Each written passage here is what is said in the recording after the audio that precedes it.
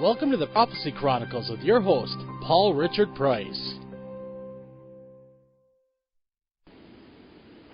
And hello, everybody. This is Paul Richard Price with the Prophecy Chronicles on the UFO Paranormal Radio Network.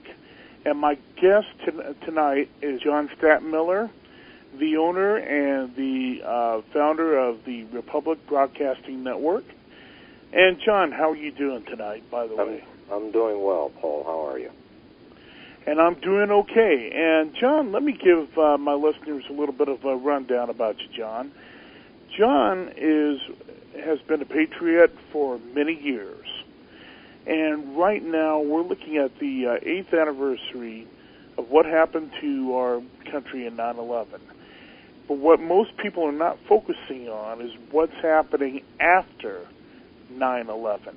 Why did 9/11 occur, and were the bankers involved, and what we're seeing right now as the backlash from what happened 8 years ago, especially in the Obama administration.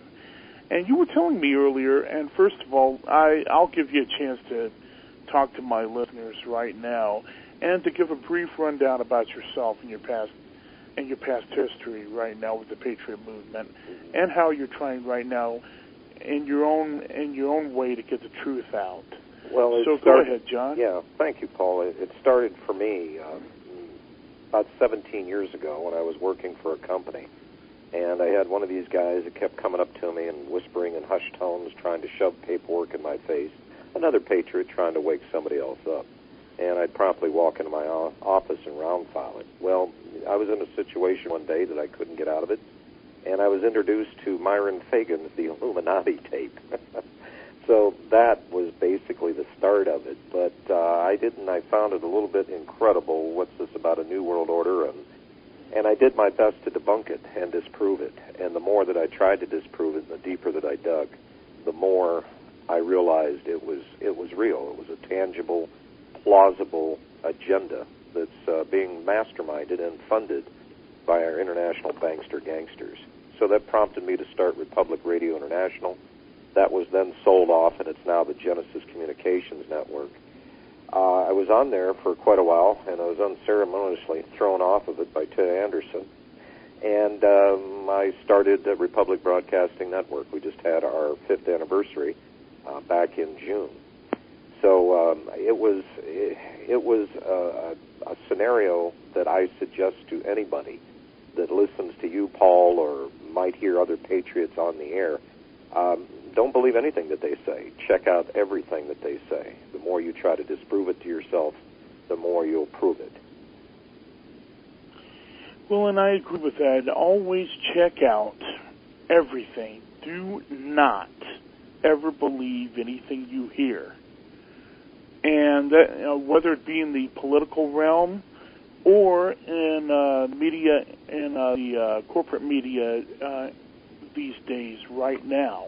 Look at what happened, and I know you don't want to talk about this too much right now, and I do respect that. But on 9/11, we had a big corporate spin where they weren't looking for the truth.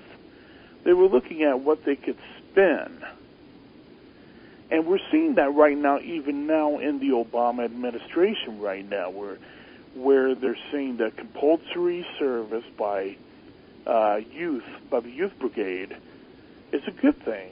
And they're not telling people the full facts about what's really going on with that, along with tainted vaccines that they're going to, quote, mandate. And I've got a document that shows in Florida that if you do not take that compulsory vaccine for the H1N1 virus, the swine flu, that you will be put in quarantine by force. And they're not telling people about this, and they're not telling people about the mere fact that we're in a pretty much a totalitarian regime right now, where they will tell us what we want to hear, not the truth. And I'd like you to go further into that. I mean, looking back on what happened on 9/11 8 years ago, and comparing it now to what's going on currently with the corporate media and how they're hiding all the information? Well, it's very interesting. Let me first answer that by saying that last night on Greta Van Sustren's program on Fox News, Jim Traficant gave his first public utterances since he had been locked in jail for 7 years. Now, this man was a danger to a lot of people. He exposed the banking, the takeover, the bankruptcy since March 1933. He made a lot of enemies, and he couldn't be bought off, and he couldn't be threatened, so they jailed him. But last night on Van Sustren's program, he made a statement which was true. He said, you don't know who owns the media in this country. He said, the Jews own the media in this country. Now, I'm not anti-Semitic. I've had Jews work for me. I've been friends with many Jews. These are not the people I'm talking about. I'm talking about the Zionists. And when you say that, people don't know the difference. And they think that you're anti-Semitic when you make a statement like that. Couldn't be further from the truth. If you track banking, if you track all of what's going on, socialism, the root of socialism, communism, the antithesis to capitalism, it all goes back to the Zionist, and it's a political movement. Having said that, the excuse after September 11, 2001 was, of course, in order to protect us, they had to take our freedoms away. What happened after September 11, 2001 was a massive change in the way the law is applied in this country. No longer were you innocent until proven guilty. You were guilty until you were proven innocent. Therein lies the difference. And since that time, we've had the Patriot Act. We've had so many different things that Congress has passed under this immediate and emergency need that I don't recognize this country anymore. I just did a film with William Lewis, Camp FEMA. Alex Jones is in it. I am in it. Several other notables, G. Edward Griffin, go down the laundry list. They are actually setting up prison camps in this country for such things, as you mentioned earlier, the swine flu vaccination.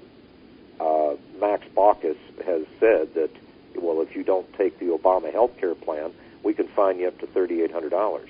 They're compelling us to contract with no choice.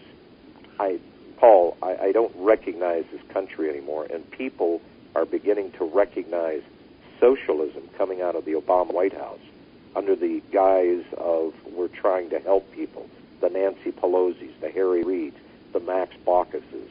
And don't get me wrong, the Republicans are no better.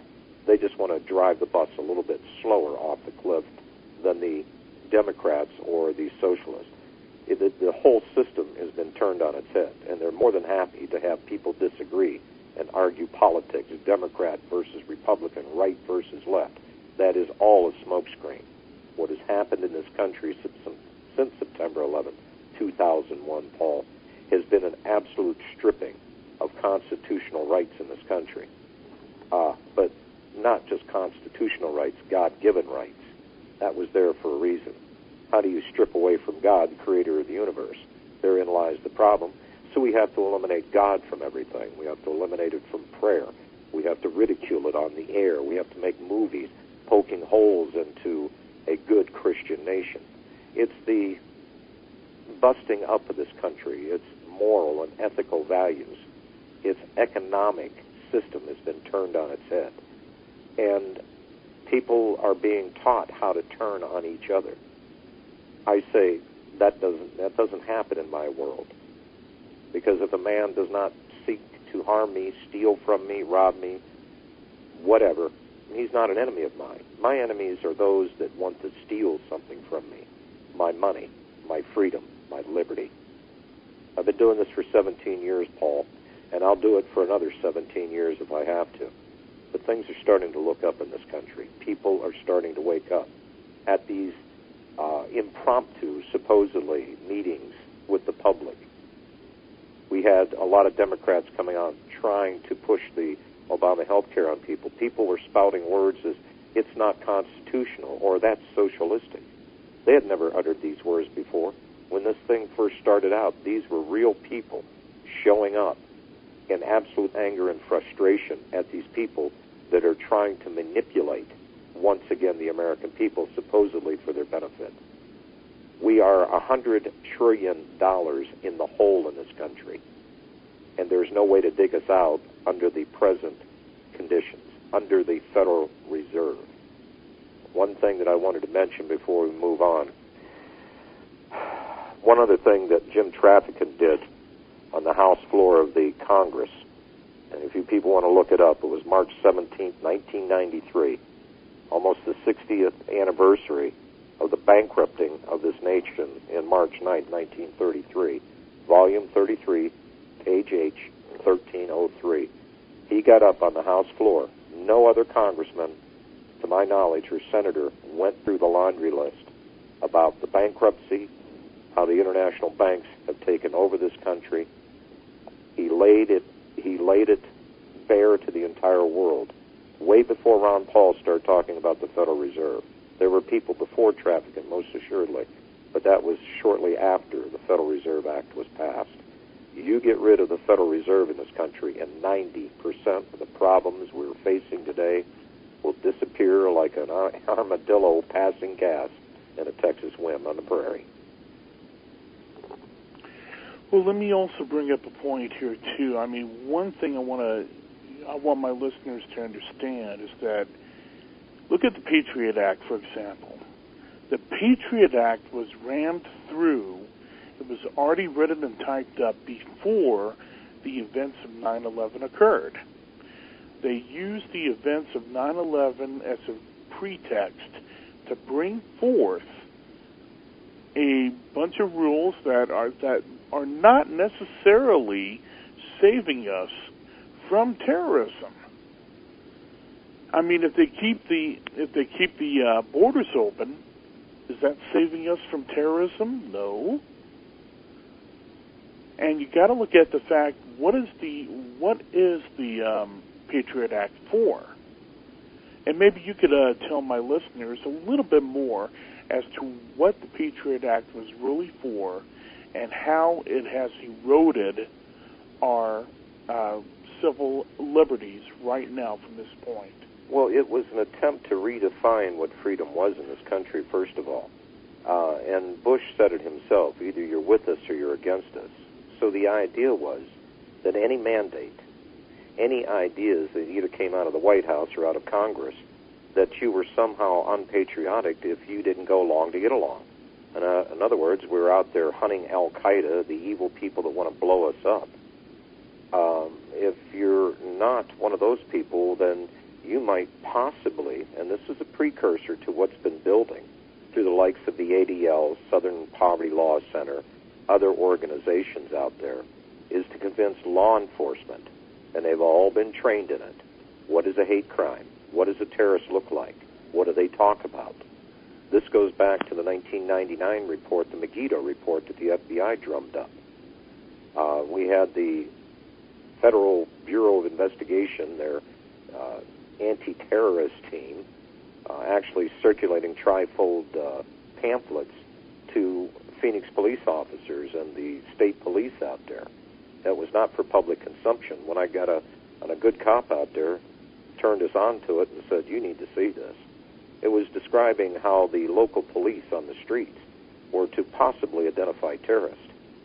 And that's if you believed in the Bible, you were a Christian, you espoused Christian views, or had a strong belief in the Second Amendment, or maybe you quoted the Constitution too much, you could possibly be a terrorist. The DHS, under Napolitano, what did she just release a couple months ago, which got the ire of the veterans of Iraq in a real tizzy, that these people coming back might be possible terrorists. They might be joining terrorist organizations in this country. These are people that laid their lives on the line, supposedly fighting for freedom. So when they get back home, not only are they lacking good medical care for their injuries and what has happened to them, but they were also put on that spectrum or that plate to be, well, examined and assumed that they were guilty and possible terrorists. The MAKE reports coming out of Oklahoma, a series of reports. This has been done and engineered by the ADL, the Anti-Defamation League, along with people like Morris Dees of the Southern Poverty Law, to convince people that there's hate people out there that are potentially terrorists that want to do harm to the infrastructure and or the government of the United States. And if you think about that for a moment, what a lap that is. I love my country very much. This is a constitutional republic, and I won't die to preserve it, but I'll kill to keep it. But it's being stolen from us every given turn, supposedly under the guise of protecting us from the evil people, the Al-Qaeda people, or other terrorist cells that are popping up all over the place. These are by and large people that are standing up and fighting for the restoration of this great republic, and we are called terrorists in our own country. How disgusting is that? Well, and I agree totally with that. Now, number one, I want to make this very clear to my listeners. I am fully supportive of our troops in the military. I'm not supportive, however, of what the politicians are doing with them. Those men and women are putting their lives on the line, at least in my opinion, for an agenda that they shouldn't be putting their lives on the line for. You're right. And you know what, Paul? I'm on a station up in Temple, Texas that reaches right into Fort Hood, up in Killeen, Texas, the biggest U.S. Army base in the entire world. And I spoke directly to those people today. I am in agreement with you. We have rolled into the Middle East at whose behest? To do what? To protect what American interest? There's 1.3 million Iraqis that are now dead because we didn't like the current regime, Saddam Hussein, and his possible successors, his son. So we roll into that country, we kill him off, his sons, and we go about eliminating 1.3 million Iraqis. We're in Afghanistan. We're bombing the hell out of Pakistan. We're funding, this is another thing the Traficant revealed last night, up to $20 billion a year to Israel. To do what? To buy weapons and bombs so they can go kill the Palestinians. And how hypocritical is that? Israel claiming the Holocaust was perpetrated upon them, and they're doing exactly the same thing to the people in Palestine right now. This is so sick, it is barely understandable, and I can understand why some people will reject the truth outright. But the truth is the truth, and those that hate the truth want to censor it, they want to shut it down. That's why you're seeing hate crime legislation in this country right now. There are powers in this country that you are supposed to not speak barely above a whisper because, well, they might be coming for you. You might be considered a terrorist, or your boss might be a little politically correct and you might get fired. This is America. Look where we're at right now. Well, and I agree with that quite totally with you on that. I'm not saying that all Jewish people are bad. They're not bad people. Like in any country, and this is one disclaimer I want to tell my listeners, in any country, and I'm putting our country in the mix, you have your good ones who run the country and you have bad ones. It's a matter of who has more power. And even in Israel, they have some people there who have an agenda that doesn't necessarily reflect on the whole state of Israel, but it's just the country of Israel or the government itself. Well, I find it rather interesting. I would urge all your listeners to go to nkusa.org. What that is a group of Jewish people, and I've had the rabbi on my program several times.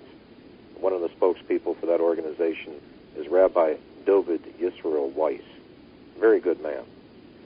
And every year, they fall out on the streets of New York in the traditional Hasidic garb. Black yarmulkes and the pigtails. I mean, what a spectacle it is. All holding signs decrying the fact that there is a state of Israel and decrying the fact that it has always been run by the Zionists. This is not a holy land for the Jews. By their own teachings, they are not to have their own land until their Messiah comes. They don't believe in Jesus Christ. They didn't adopt the Arabs' Messiah or Muhammad. No, they're still waiting for the Son of God to arrive, and until such time, they are not to have their own country. This was a politically motivated action to start the State of Israel back in 1948, and it has been run since by a bunch of thugs and terrorists. Ariel Sharon, Menachem Begin. You go down the laundry list since that country was founded, who runs it. And by every definition that you can come up with, they were nothing but flat-out terrorists. Now, you're right. Not all Jews are Zionists, and not all Zionists are Jews. But you mention anything, and you're immediately called an anti-Semite. I am not. I bear no hard feelings against Jews any more than I do Roman Catholics or Polish or French people or anybody else on this earth. But I trace it back in the lineage of the strength and the power, where it came from, to do this global order. And it goes right back to the Zionists. That is a fact, and those facts are undisputed. Well, and I have a side issue question from one of the members of the audience here, where this member has told me that they've been watching what is important to people in the media. People are all up in arms over health care, illegal aliens, Obama, etc. But they wanted to ask why people are not up in arms about the children in America being preyed upon and murdered. There is only silence. Well, very interesting question. I had a guy on my program, the National Intel Report, the other day, Randy Thomason, out of SaveCalifornia.com and also SaveAmerica.com. A very good man. He is an activist. He is a wonderful individual. And for 2 hours, that's what we talked about, the fate of the children in this country. It has become, in people's mindset, abortion is okay. That has turned out to be no more than a convenience for a lot of people for irresponsible behavior. The social mores have been broke down in this country, and people now accept abortion like they would an aspirin tablet for a headache. We have sat and watched 60 million children, viable human beings, trying to come into this world, and they're now dead. They never even had a chance. And for a nation that turns its back on the sanctity of life is morally and ethically bankrupt. Well, and I agree with that quite completely. I'm pro-life, and I will tell everybody this. I am a Christian. I do believe in God. I do believe in Christ. And I am a pro-lifer. I believe that, unlike what science is trying to promote on people, that we're sanctified upon the date of conception. But another thing that, shows me that I've seen from the research I've done, like with the Bohemian Grove, which you mentioned, Alex, earlier in the broadcast, where that there has been rumors that they've been using children as prostitutes at these particular meetings, and or the more outlandish, quote-unquote, thoughts were human sacrifice, which I don't know whether or not that's true or not. I'm just putting it out there for your opinion on it. But well, I don't know. What do you think, Paul? A nation that would sanction the killing of children, late-term abortions, you name it, would it really be beyond the realm of possibilities that these ring knockers, these elite in their satanic belief system, would sacrifice a child? Child sacrifice is as old as mankind itself. I don't doubt it. I've not seen it. I've not witnessed it. I can't tell you it's 100% true. Is it plausible? I think so. And is it plausible with these people who are Luciferians by their own admission to sacrifice a innocent to a god, quote-unquote, for power? Yeah. Pretty twisted, isn't it? And it shows just how far we've fallen as a nation. Our founding fathers, if they were alive today, they'd tell us to bear arms and go against the government again. I bet you. Well, I had a conversation years ago with his name was Brown. He was head of security for Metro Airport in Detroit. And I had an issue, and this is when they were making people starting to show driver's licenses to board a plane. Not this inspection, detection, and strip searching if they deem it's necessary. And I called him, and we talked on the phone for almost an hour. And at the end of that conversation, he asked me, he said, what do you think the Founding Fathers would be doing right now? I said, you remember those guns they talked about that they kept close to their vest? And he says, I understand. Mr. Brown was no longer head of security a short time after that. I think he up and quit. Well, it's just a mere fact that one of our founding fathers, Thomas Jefferson, in the Declaration of Independence, now I'm going to paraphrase it here, stated that if our government was no longer being supportive and they were becoming more totalitarian in the way they ruled people, that we were to pick up arms and retake the country by force, if necessary. If necessary. But if we tried the peaceful approach to this, where would we take it?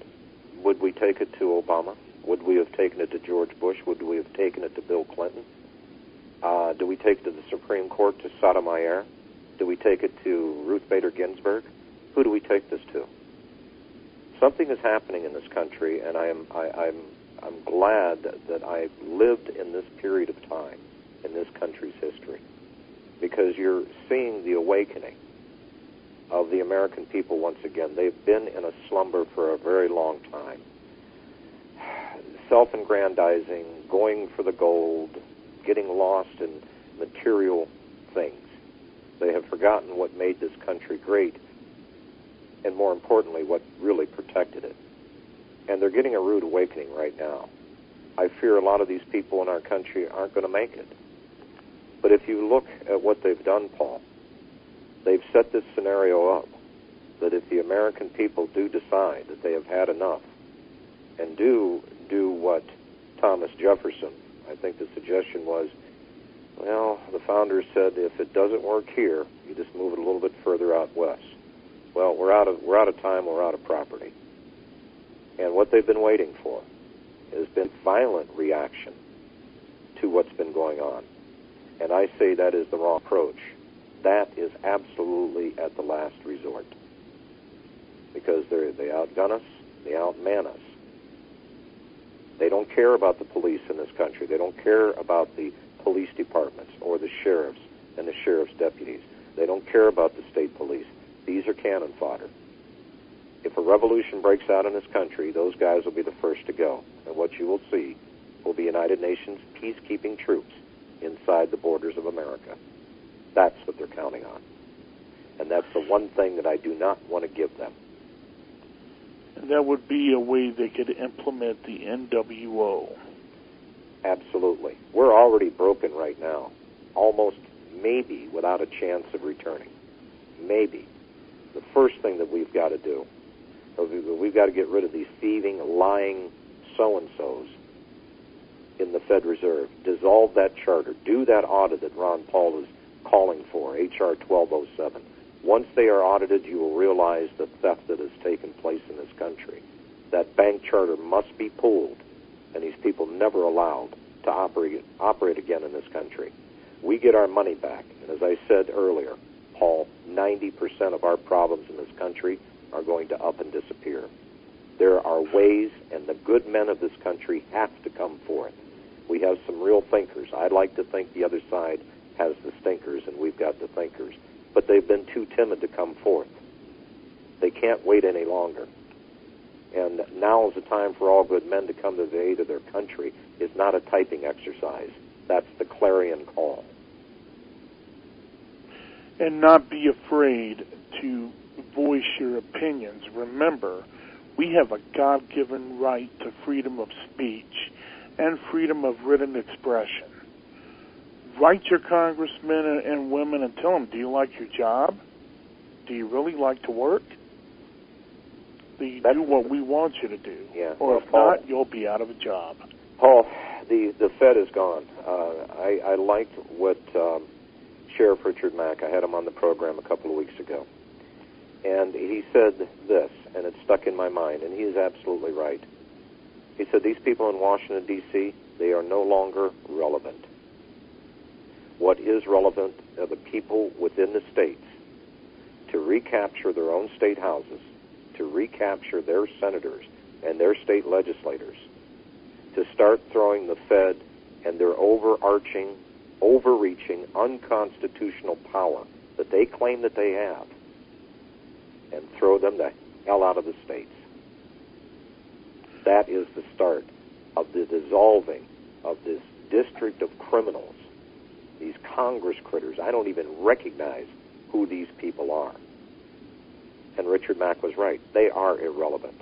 They have done immeasurable damage to this country.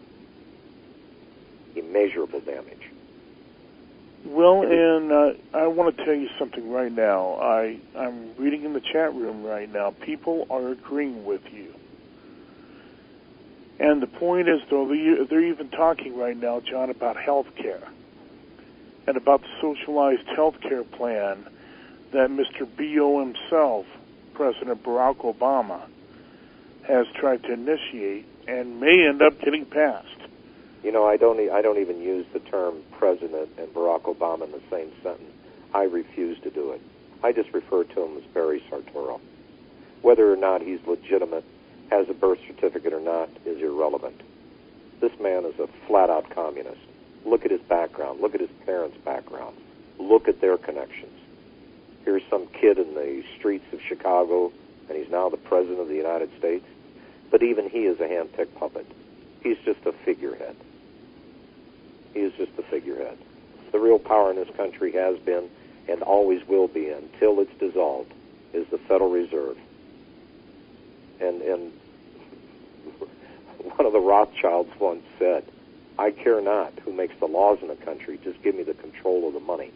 That's what the new world's democracy is all about. Any time that you hear anybody talk about a democracy, this is a developing or developed country, industrial nation that has been taken over by the international bankers. There's your new democracy. And even our own politicians in this country, notice I didn't say statesmen, or I won't even give them the title of congressmen or senators. They refer to this country as being a democracy. To them it is. Every federal judge in this country knows about the bankruptcy that happened back in 1933, and most of the state governors do as well. It is time for these people to take a tip for what Ron Paul did, starting the grassroots movement once again in this country, that pulled people from the left, from the right, independents, people that were never connected before with politics at all. It was a wake-up call. It was the alarm clock. Well, he didn't get the presidency. I gave a speech with Ron Paul down here in Texas about 6 years ago. After I was done, I approached he and his wife, and I asked him, I said, Ron, please, are you going to run for president? Simultaneously, he said, and she said, his wife, he said, no, John, they would kill me. His wife said exactly the same time, no, they'll kill him. I said, okay, fine. What about governor of Texas? Same thing. I said, Ron, you don't understand. We'll stack security around you, ex-Secret Service, Marine Force Recon, Navy SEAL. Doesn't matter. We'll stack them around you like cordwood. They'll have to drop a bomb on Austin, Texas to get rid of you. I'm hoping that this man walks out of Washington, D.C., and I hope he takes up that challenge, runs for governor of Texas, and we'll get this republic back. Because once it starts to happen, that the states start to turn, and we put governors into office that understand and believe and will abide by the Constitution, then and only then do we have a chance of taking this country back. The grassroots, there are millions of people in all of our states wondering what to do. There's nothing for them to do. What are they to do? Well, here's a chance. We can go right through our city councils. We can run right through our counties. We can clean out the state houses of any man or woman that's holding office that takes that oath of office to protect and defend the Constitution of the United States. If they're not If they're giving it lip service, they're gone. They're out of here. That's what we need to do. I agree with that totally, John. One thing I've been telling people is, first of all, it's a little saying I came up with. Use your brain. Don't vote for the insane. In other words, start to educate yourself on who it is you're voting for. And don't vote for the popular guy or girl. Vote for the one you know will represent you in the way that you know constitutionally would be the right way. And people have lost that. They look at a commercial by Barack Obama, I will promise you everything. And they're thinking, oh, he's such a cute boy. Let's go ahead and honey, let's go and vote for that poor boy from Chicago. Not thinking about what was his voting record when he was in the Senate before he ever became president. Was he or was he not legally supposed to be even in the U.S. Senate, let alone the United States presidency, because of birth certificate issues, and the others come into play. The fact that his mother was a car-toting, carrying socialist and communist, his father as well in Kenya. Think about it. People are not using their brains anymore. Well, and this whole political morass that we have in this country, presidents are elected, congressmen, senators are elected by television. I mean, it's a powerful medium, and unfortunately it's been abused, but it is a powerful medium. And everybody has that, I call it the touch of Madison Avenue in them.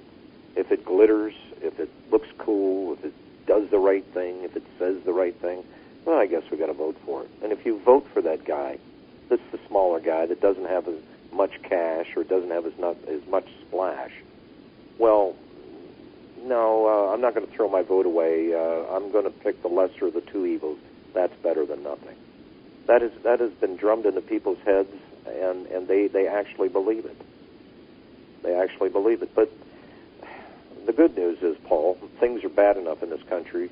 People are walking around with bushel baskets full of questions, and every time they ask a question, they're not getting a substantial answer.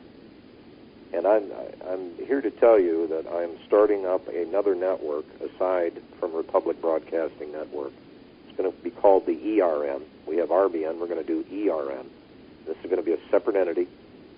It's going to be commercial-free format, and it's going to be the elected representative network. State senators and state legislatures that know the difference between a roll of toilet paper and the Constitution. Not these guys that will vote on issues that are pretty good and it might get them elected for a next cycle. No. This is going to set the new standard. Constitutional, or it's not even considered. And I have got about 15 states on board right now. Every one of these senators and these state legislators will have their time every single week, commercial-free, to a very, very large audience.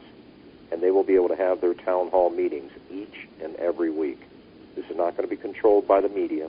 It's not going to take any money. I'm going to be able to do this. Now, this is really a shocker. I'm not in that matrix. Millions of dollars for this and millions for that. This is going to cost me, in addition to the network, $20,000 in equipment and a $5,000 overhead on my present overhead for the network right now. And that will fire up the grassroots. That will get people politically reoriented. And I'm telling you, we can rip the doors off of the state legislatures, and we can start picking these clowns out that either are confused or they don't know what country they ran for a seat in. It could be communist China for all they know. We need the people back in there that understand what an absolute gem and what a blessing this country has been. And if we get a good Texas tailwind and maybe a quiet nod from God going, way to go, maybe we'll get this country back. But the real issue here, these criminals are not going to start going to prison until we can start squeezing them to the point that they start turning on their friends. At that point in time, You will see mass jailings, mass trials of all the people that have been traitors to this country. Traitors by the mere fact that they abrogated their responsibility and their duty to the oath that they sworn. Raising your right hand in public for an oath of affirmation is just not pomp and ceremony. You raise your right hand in front of the people and in front of God, and you make a solemn oath. Every one of these people in Washington, D.C. has broken that. They have broken the faith. They have broken the law. And in many instances, they not only border on treason, they are treasonous. So until such time that the public trials can begin, and once we get these states back on track, then we can start applying the pressure on Washington, D.C., and we can rid the FedGov of this disgusting, putrid smell.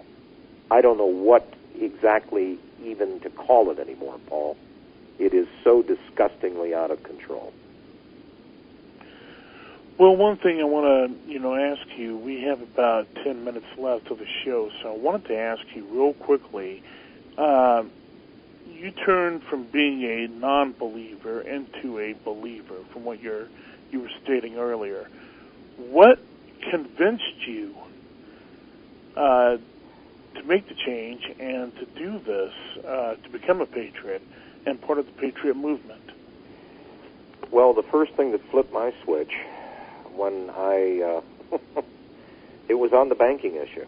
There's an old saying, follow the money. And I can remember I went to a meeting, it was a Patriot meeting, and they were talking about gun control and the banks and this, that, and the other.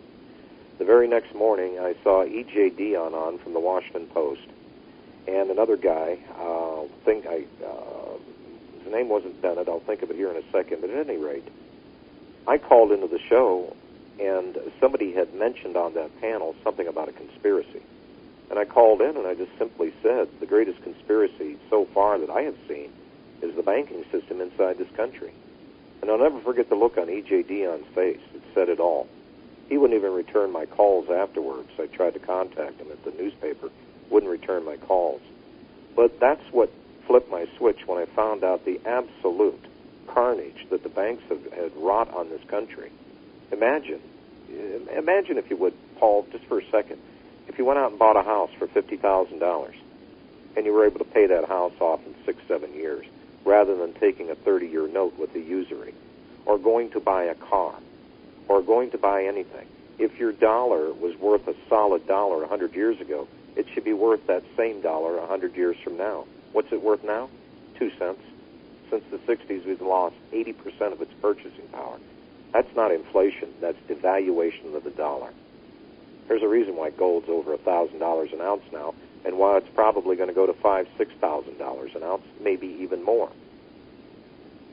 But the reason I got into this Patriot movement is because even if I drew just one breath in this country, the greatest country in recorded history, if I just drew one breath in it, I would owe it my allegiance. I would owe it my life. Well, let me ask you, John, you've had some, and we've talked about it before in the past, but you've had some distinct opinions on the Patriot movement and on individuals therein, and I'm not going to go into detail and name names. Maybe you might want to. But do you think that there are certain individuals in the Patriot movement that are now just merely commercializing the Patriot movement for their own pocketbooks? Well, I know one character in particular that's living in $1 million house right now. I know somebody that saw his books last year, and he put $2 million into those books. He does a money bomb every year.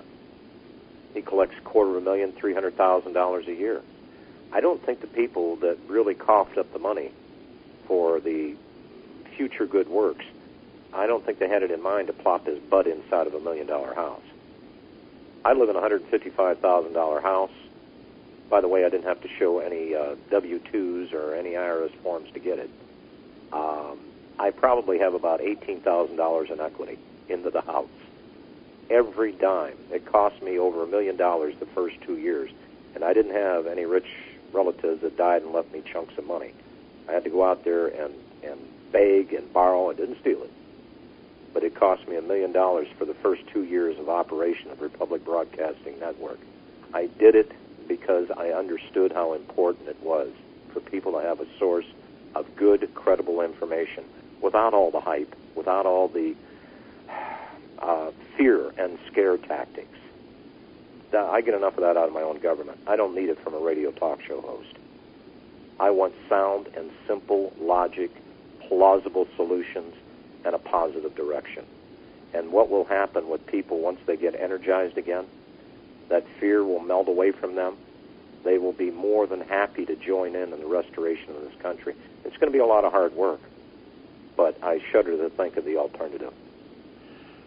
Well, and I agree with you on that, but another point that I wanted to bring up to you is that do you think that a lot of people are using fear-mongering to sell videos, books, sell subscriptions to their websites, so on and so forth?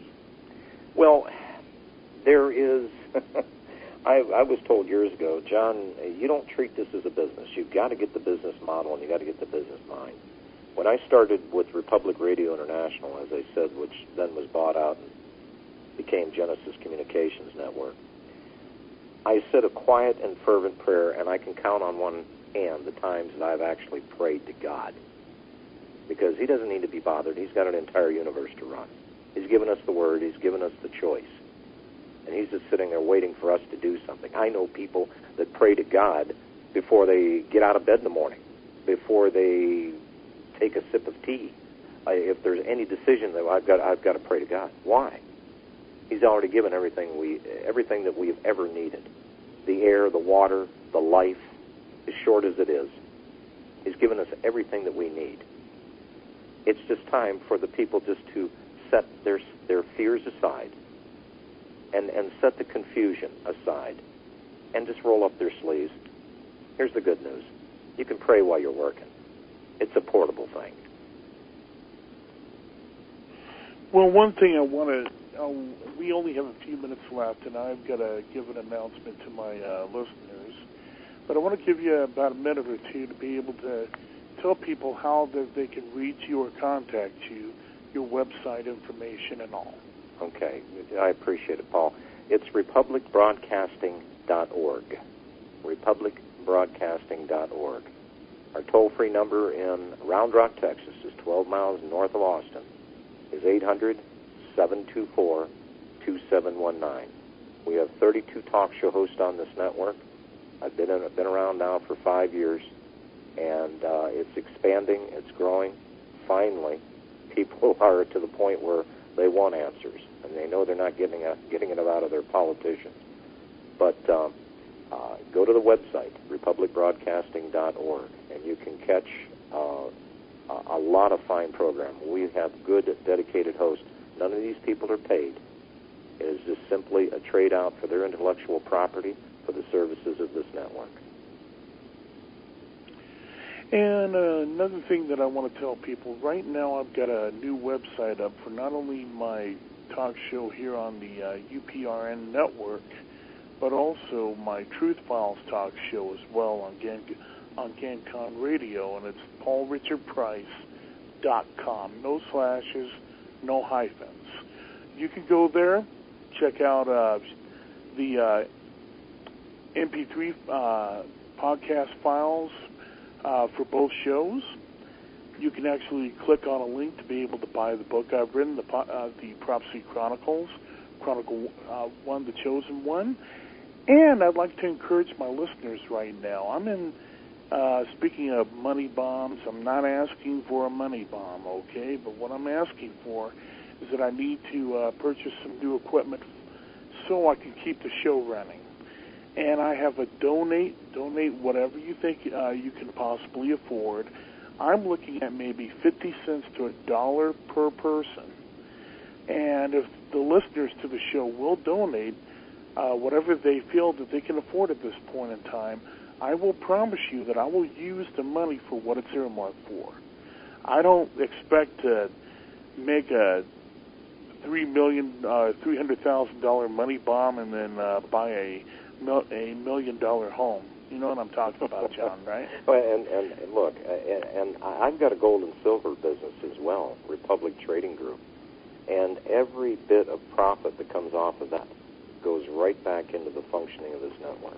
Every profit, every cent that I make off of that network through the sales of water purification or air purification or gold or silver or books or videos or whatever, every bit of that profit, it's rolled right back into the network.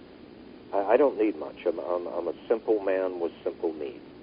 I just have a burning desire to get my country back. One of these days I'd like to take a vacation down on one of those black sand beaches in Hawaii, have a little drink with one of those little umbrellas floating in it. One of these days maybe I can.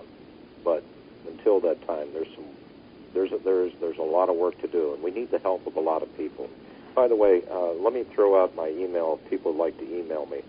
John Stadtmiller at hotmail.com. That's John. It's a good German name.